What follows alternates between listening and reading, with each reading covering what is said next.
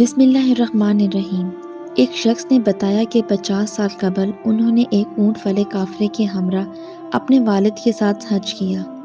جب وہ عفیف کے علاقے سے گزرے تو والد کو قضائے حاجت کی ضرورت محسوس ہوئی۔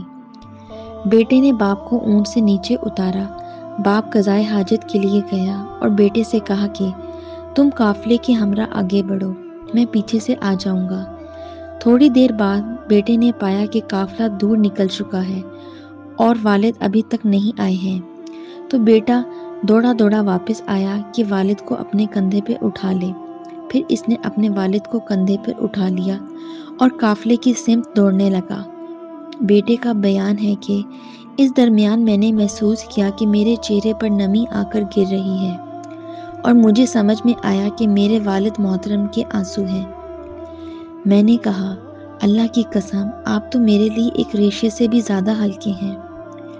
باپ نے کہا، میں اس بات کے لیے نہیں رو رہا بلکہ اس لیے رو پڑا کہ اللہ کی قسم، اسی جگہ میں نے اپنے والد محترم کو اپنے کندھوں پر اٹھایا تھا۔